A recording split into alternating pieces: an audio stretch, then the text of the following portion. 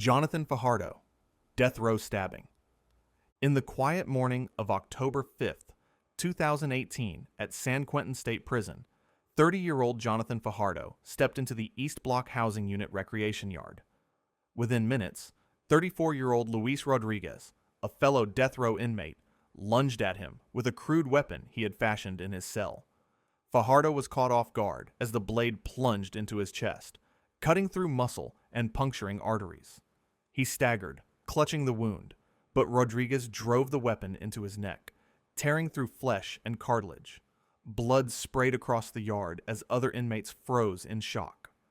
Guards shouted orders, but the attack ended within moments. Fajardo collapsed on the concrete, gasping, his life slipping away in a widening pool beneath him.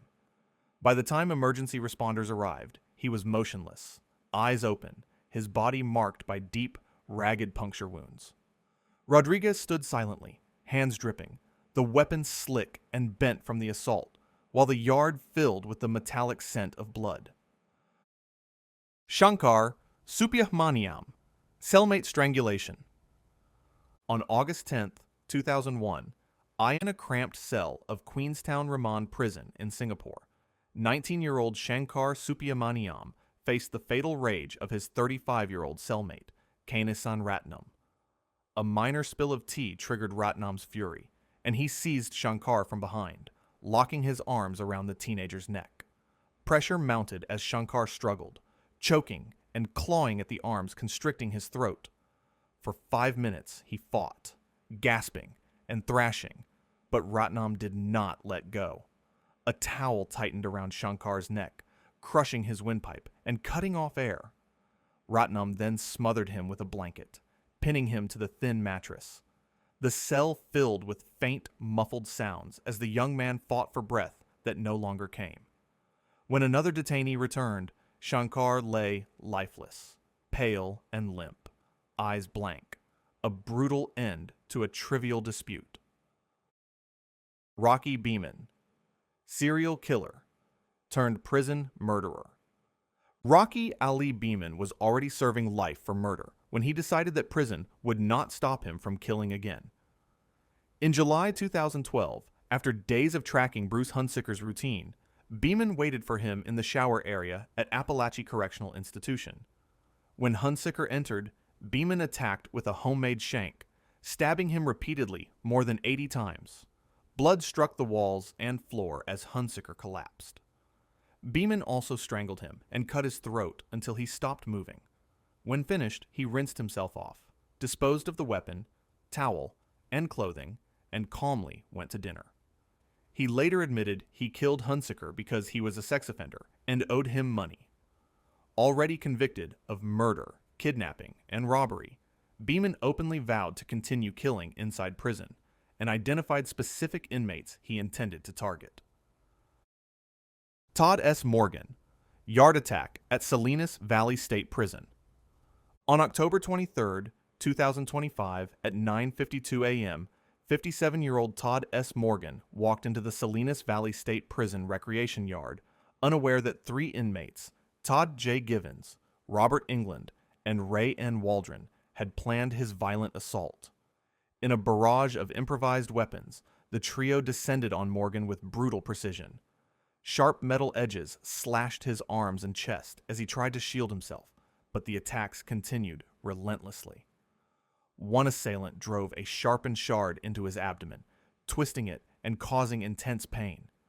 Morgan collapsed, writhing, attempting to crawl away, but England and Waldron continued to strike and stab with unrelenting force. Guards shouted and attempted to intervene, but the violence had already taken its toll.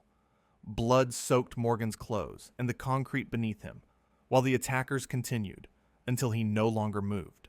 The yard fell silent, except for strained breathing and the lingering metallic smell of blood, a scene of raw, uncontrolled prison violence. Marvin Scott III, restrained, pepper sprayed, and asphyxiated. On March 14, 2021, Marvin Scott III, 26, who had schizophrenia, was handcuffed, shackled, and strapped to a restraint bed at the Collin County Jail. in Texas, USA. Officers repeatedly sprayed him with pepper spray as he struggled against the restraints, his body convulsing. A spit hood covered his head, pressing tightly against his face, mixing sweat and fear with chemical irritation.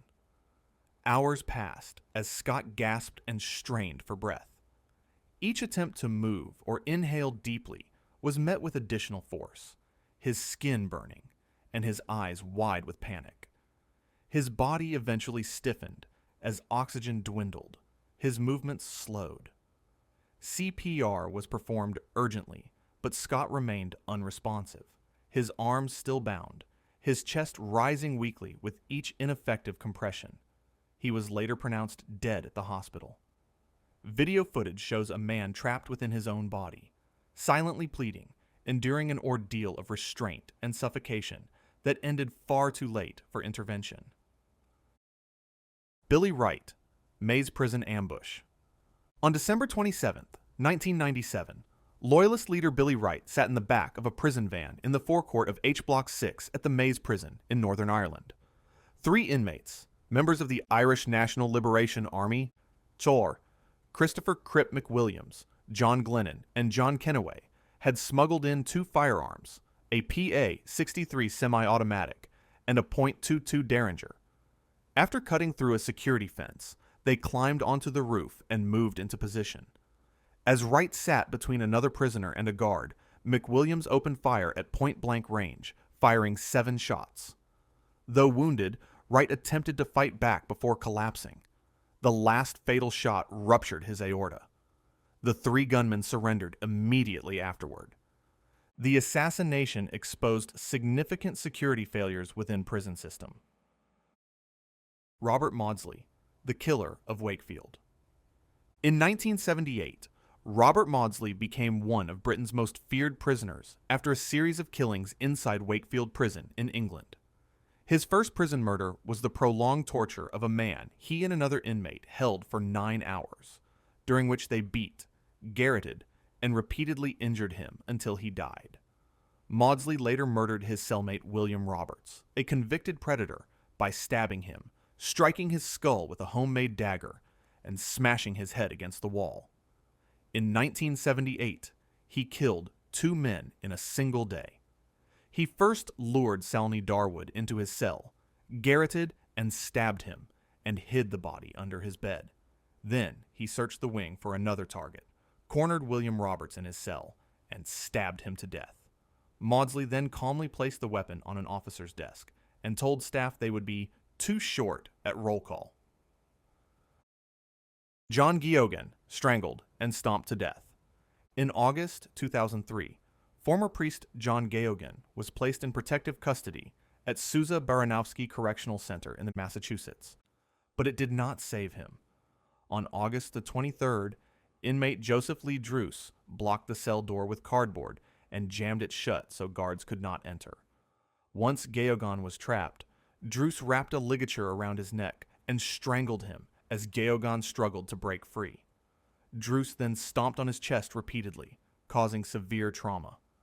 The attack lasted several minutes, while guards outside attempted desperately to force the door open.